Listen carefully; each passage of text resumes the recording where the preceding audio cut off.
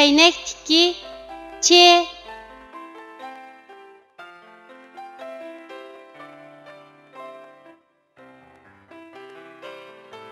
Bu harfning talaffuz qilinishi mundaq. Ç.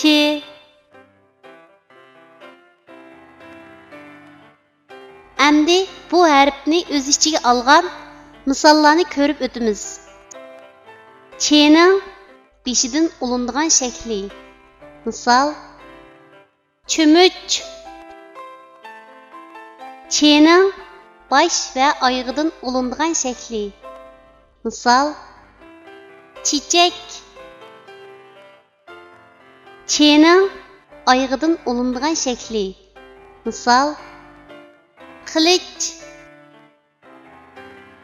Ç'ning ayrim shakli. Misol: choch.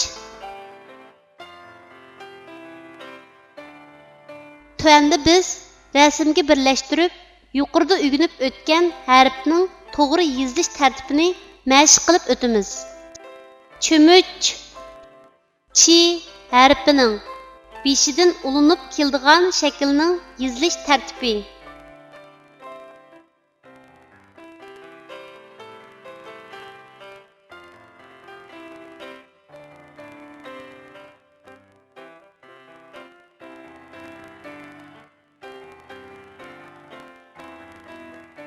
Çiçek. Çi harfining bosh va oyog'idan ulinib keladigan shaklning yozilish tartibi.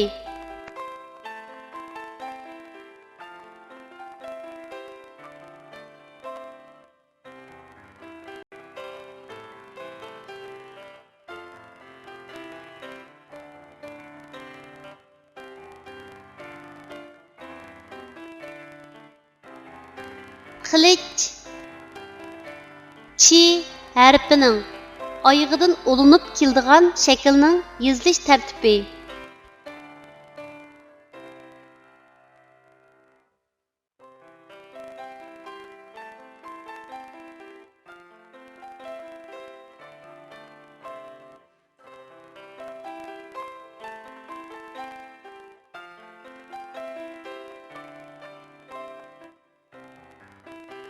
Choch. Chi harfining ayrim shaklining yozilish tartibi.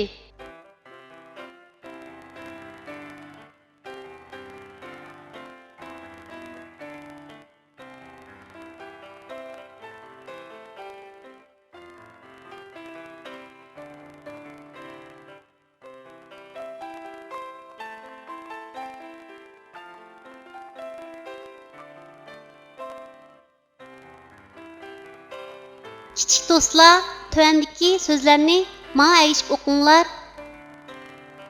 Choy, chop, chish, uch, cha, na, chana, chi, na, china, cha, pan, chapan, ar, cha, archa.